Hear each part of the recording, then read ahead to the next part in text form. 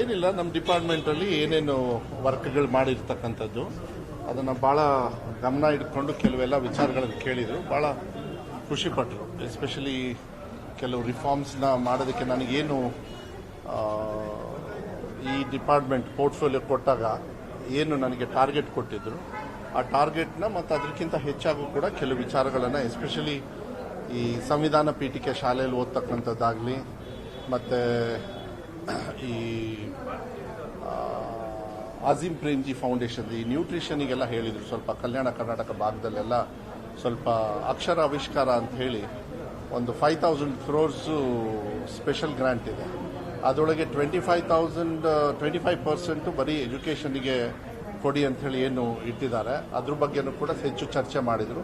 ಇನ್ನೂ ಏನಾದ್ರು ಫಂಡ್ಸ್ ಬೇಕಾ ಅಂತ. ಇಲ್ಲ, ಏನು ಪರವಾಗಿಲ್ಲ ಸರ್, ನಮಗಿಷ್ಟು ಸಾಕು, ಇದರಲ್ಲಿ ಚೆನ್ನಾಗಿ ಮಾಡ್ತಾ ಇದ್ದಾರೆ, ಮತ್ತು ಅಲ್ಲಿ 85%ಗಿಂತ ಕೂಡ ಜಾಸ್ತಿ ಕೊಡ್ತಾ ಇದ್ದಾರೆ ಅಂತಲೂ. ಮತ್ತು 3 ಎಕ್ಸಾಮ್ ಪಾಲಿಸಿನ ತುಂಬ ಇಷ್ಟಪಟ್ಟರು ಅವರು. ಯಾಕೆಂದರೆ ವೆಬ್ಕಾಸ್ಟಿಂಗ್ ಮಾಡಿ ಮಕ್ಕಳು ಈ ಸ್ವಲ್ಪ ಕಾಪಿ ಹೊಡೆಯೋದು ಇದೆಲ್ಲ ನಿಲ್ಲಿಸಿರ್ತಕ್ಕಂಥದ್ದು ಈಗ 1.5 ವರ್ಷದಿಂದ ಭಾಳ ಸ್ಟ್ರಾಂಗಾಗಿ ಮಾಡಿದ್ವಿ. ಈ 3 ಎಕ್ಸಾಮ್ ಪಾಲಿಸಿಯಲ್ಲಿ ಮಕ್ಕಳಿಗೆ ಅವಕಾಶಗಳನ್ನು ಕೊಟ್ಟು ಅವ್ರು ಮತ್ತೆ 84,000 ಮಕ್ಕಳು ಪಾಸ್ ಆಗಿರ್ತಕ್ಕಂಥದ್ದೆಲ್ಲ ನೋಡಿ ಭಾಳ ಖುಷಿಪಟ್ಟರು ಅದ್ರ ಬಗ್ಗೆ. ಮತ್ತು AI ಬೇಸ್ಡ್ ಟೆಕ್ನಾಲಜಿನ ಸ್ವಲ್ಪ ಇನ್ನೂ ಒತ್ತು ಕೊಟ್ಟಿದ್ದೀರಾ, ಇನ್ನೊಂದು ಸ್ವಲ್ಪ ಜಾಸ್ತಿ ಕೊಡಿ.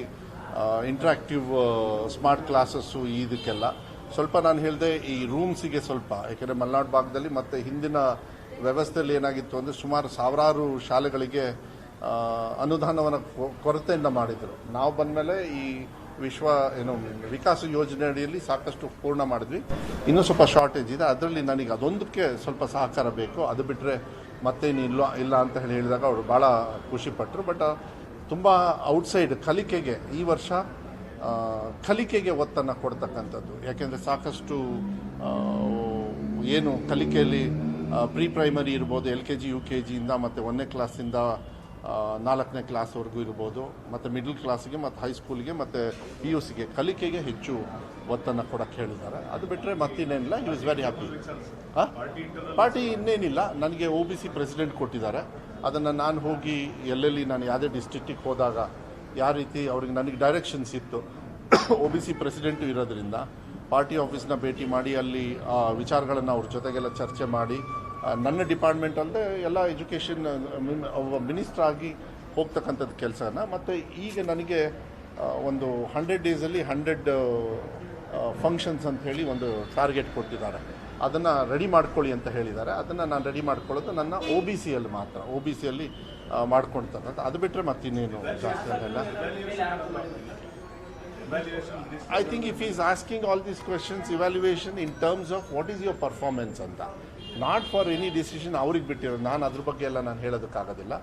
ನಾನು ಒಬ್ಬ ಸಚಿವನಾಗಿ ನಮ್ಮ ಇದರೊಳಗೆ, ಯಾಕೆಂದರೆ ಏನಾಗ್ತದೆ ಮಾಧ್ಯಮದಲ್ಲಿ ಒಂದೊಂದು ರೀತಿಯಲ್ಲಿ ಬಂದಾಗ ಆಬ್ವಿಯಸ್ಲಿ ಅವ್ರಿಗೆ ಒಂಥರ ಗಾಬರಿ ಆಗ್ತಕ್ಕಂಥದ್ದು, ಯಾಕೆ ಏನು ಅಂತ ಹೇಳಿ ವಿಚಾರಗಳನ್ನು ಏನಾದರೂ ಹೈಲೈಟೆಡ್ ವರ್ಷನ್ಸ್ ಏನಾದರೂ ಇದೆ ಅದ್ರ ಬಗ್ಗೆ ನನಗೇನಂಥದ್ದು ವಿಚಾರಗಳನ್ನು ಅವ್ರು ಹೇಳಲಿಲ್ಲ.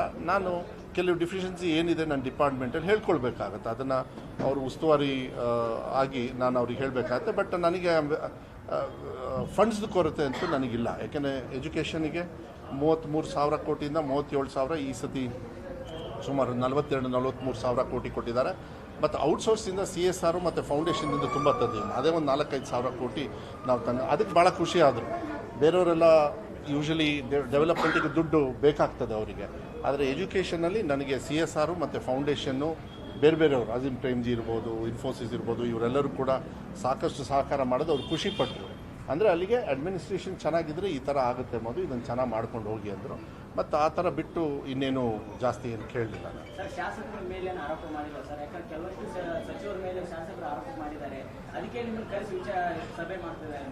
ನೋಡಿ, ಆರೋಪ ಪ್ರತ್ಯಾರೋಪ ಅದು ಬರೀ ನಿಮ್ಮ ಮೀಡಿಯಾದಲ್ಲಿ ಏನಾದರೂ ಹಂಗಿದ್ರೆ ಅವ್ರಿಗೆ ಕರೆಸಿ ಅವ್ರು ಹೇಳ್ತಾರೆ. ಆ ಥರ ಚರ್ಚೆಗಳು ಆಗಲಿಲ್ಲ. ಅದ್ರ ಬಗ್ಗೆ ನಾನು ರಿಯಾಕ್ಟ್ ಮಾಡತಕ್ಕಂಥದ್ದು ಅವಶ್ಯಕತೆಯೂ ನಾನು ಭಾವಿಸೋದಿಲ್ಲ.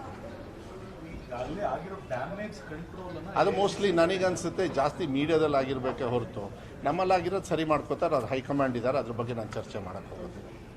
ಏನಿಲ್ಲ, ನಮ್ಮ ಡಿಪಾರ್ಟ್ಮೆಂಟಲ್ಲಿ ಏನೇನು ವರ್ಕ್ಗಳು ಮಾಡಿರ್ತಕ್ಕಂಥದ್ದು ಅದನ್ನು ಭಾಳ ಗಮನ ಇಟ್ಕೊಂಡು ಕೆಲವೆಲ್ಲ ವಿಚಾರಗಳನ್ನು ಕೇಳಿದರು. ಭಾಳ ಖುಷಿಪಟ್ಟರು. ಎಸ್ಪೆಷಲಿ ಕೆಲವು ರಿಫಾರ್ಮ್ಸ್ನ ಮಾಡೋದಕ್ಕೆ ನನಗೇನು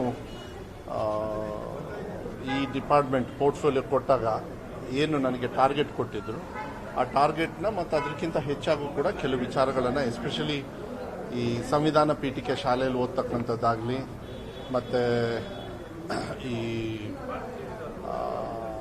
ಆಜಿಮ್ ಪ್ರೇಮ್ಜಿ ಫೌಂಡೇಶನ್ ಈ ನ್ಯೂಟ್ರಿಷನಿಗೆಲ್ಲ ಹೇಳಿದರು. ಸ್ವಲ್ಪ ಕಲ್ಯಾಣ ಕರ್ನಾಟಕ ಭಾಗದಲ್ಲೆಲ್ಲ ಸ್ವಲ್ಪ ಅಕ್ಷರ ಆವಿಷ್ಕಾರ ಅಂತ ಹೇಳಿ ಒಂದು 5,000 crores ಸ್ಪೆಷಲ್ ಗ್ರ್ಯಾಂಟ್ ಇದೆ.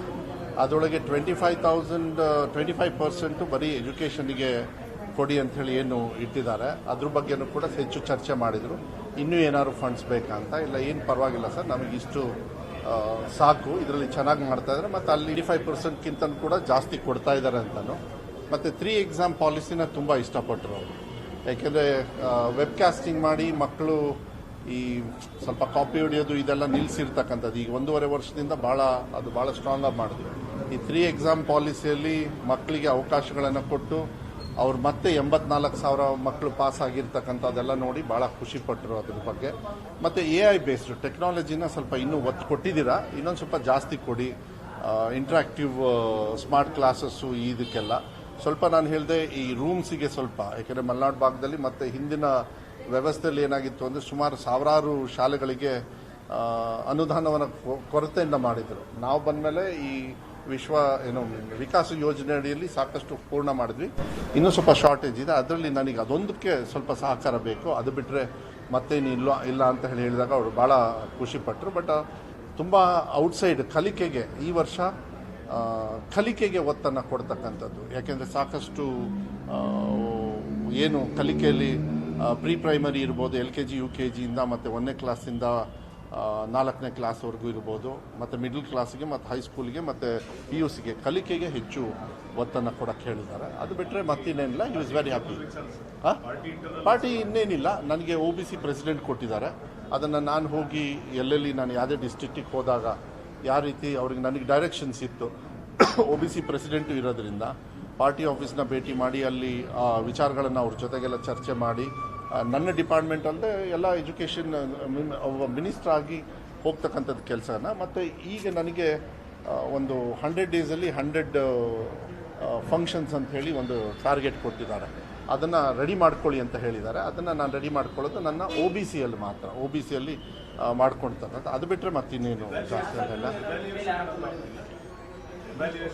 I think if he is asking all these questions, evaluation in terms of what is your performance ಅಂತ, ನಾಟ್ ಫಾರ್ ಎನಿ ಡಿಸಿಷನ್ ಅವ್ರಿಗೆ ಬಿಟ್ಟಿರೋದು. ನಾನು ಅದ್ರ ಬಗ್ಗೆ ಎಲ್ಲ ನಾನು ಹೇಳೋದಕ್ಕಾಗೋದಿಲ್ಲ. ನಾನು ಒಬ್ಬ ಸಚಿವನಾಗಿ ನಮ್ಮ ಇದರೊಳಗೆ, ಯಾಕೆಂದರೆ ಏನಾಗ್ತದೆ ಮಾಧ್ಯಮದಲ್ಲಿ ಒಂದೊಂದು ರೀತಿಯಲ್ಲಿ ಬಂದಾಗ ಆಬ್ವಿಯಸ್ಲಿ ಅವ್ರಿಗೆ ಒಂಥರ ಗಾಬರಿ ಆಗ್ತಕ್ಕಂಥದ್ದು, ಯಾಕೆ ಏನು ಅಂತ ಹೇಳಿ ವಿಚಾರಗಳನ್ನು ಏನಾದರೂ ಹೈಲೈಟೆಡ್ ವರ್ಷನ್ಸ್ ಏನಾದರೂ ಇದೆ ಅದ್ರ ಬಗ್ಗೆ ನನಗೇನಂಥದ್ದು ವಿಚಾರಗಳನ್ನು ಅವ್ರು ಹೇಳಲಿಲ್ಲ. ನಾನು ಕೆಲವು ಡಿಫಿಷಿಯನ್ಸಿ ಏನಿದೆ ನನ್ನ ಡಿಪಾರ್ಟ್ಮೆಂಟಲ್ಲಿ ಹೇಳ್ಕೊಳ್ಬೇಕಾಗತ್ತೆ. ಅದನ್ನು ಅವರು ಉಸ್ತುವಾರಿ ಆಗಿ ನಾನು ಅವ್ರಿಗೆ ಹೇಳಬೇಕಾಗತ್ತೆ. ಬಟ್ ನನಗೆ ಫಂಡ್ಸ್ದು ಕೊರತೆ ಅಂತೂ ನನಗಿಲ್ಲ. ಯಾಕೆಂದರೆ ಎಜುಕೇಷನಿಗೆ 33,000 ಕೋಟಿಯಿಂದ 37,000 ಈ ಸತಿ ಸುಮಾರು 42-43 ಸಾವಿರ ಕೋಟಿ ಕೊಟ್ಟಿದ್ದಾರೆ. ಮತ್ತು ಔಟ್ಸೋರ್ಸಿಂದ CSR ಮತ್ತು ಫೌಂಡೇಶನ್ನಿಂದ ತುಂಬ ತಂದಿದ್ದೀನಿ. ಅದೇ ಒಂದು 4-5 ಸಾವಿರ ಕೋಟಿ ನಾವು ಅದಕ್ಕೆ ಭಾಳ ಖುಷಿ ಆದರು. ಬೇರೆಯವರೆಲ್ಲ ಯೂಶಲಿ ಡೆವಲಪ್ಮೆಂಟಿಗೆ ದುಡ್ಡು ಬೇಕಾಗ್ತದೆ ಅವರಿಗೆ. ಆದರೆ ಎಜುಕೇಷನಲ್ಲಿ ನನಗೆ CSR ಮತ್ತು ಫೌಂಡೇಶನ್ನು ಬೇರೆಯವರು ಆಜಿಮ್ ಪ್ರೇಮ್ಜಿ ಇರ್ಬೋದು, ಇನ್ಫೋಸಿಸ್ ಇರ್ಬೋದು, ಇವರೆಲ್ಲರೂ ಕೂಡ ಸಾಕಷ್ಟು ಸಹಕಾರ ಮಾಡೋದು ಅವ್ರು ಖುಷಿಪಟ್ಟರು. ಅಂದರೆ ಅಲ್ಲಿಗೆ ಅಡ್ಮಿನಿಸ್ಟ್ರೇಷನ್ ಚೆನ್ನಾಗಿದ್ದರೆ ಈ ಥರ ಆಗುತ್ತೆ ಅನ್ನೋದು, ಇದನ್ನು ಚೆನ್ನಾಗಿ ಮಾಡ್ಕೊಂಡು ಹೋಗಿ ಅಂದರು. ಮತ್ತು ಆ ಥರ ಬಿಟ್ಟು ಇನ್ನೇನು ಜಾಸ್ತಿ ಏನು ಕೇಳಲಿಲ್ಲ. ಶಾಸಕರ ಮೇಲೆ ಆರೋಪ ಮಾಡಿಲ್ಲ ಸರ್, ಯಾಕಂದ್ರೆ ಕೆಲವಷ್ಟು ಸಚಿವರ ಮೇಲೆ ಶಾಸಕರು ಆರೋಪ ಮಾಡಿದ್ದಾರೆ. ಅದಕ್ಕೆ ನಿಮ್ಮನ್ನು ಕರೆಸಿ ಸಭೆ ಮಾಡ್ತಿದ್ದಾರೆ. ನೋಡಿ, ಆರೋಪ ಪ್ರತ್ಯಾರೋಪ ಅದು ಬರೀ ನಿಮ್ಮ ಮೀಡಿಯಾದಲ್ಲಿ ಏನಾದರೂ ಹಂಗಿದ್ರೆ ಅವ್ರಿಗೆ ಕರೆಸಿ ಅವ್ರು ಹೇಳ್ತಾರೆ. ಆ ಥರ ಚರ್ಚೆಗಳು ಆಗಲಿಲ್ಲ. ಅದ್ರ ಬಗ್ಗೆ ನಾನು ರಿಯಾಕ್ಟ್ ಮಾಡತಕ್ಕಂಥದ್ದು ಅವಶ್ಯಕತೆಯೂ ನಾನು ಭಾವಿಸೋದಿಲ್ಲ.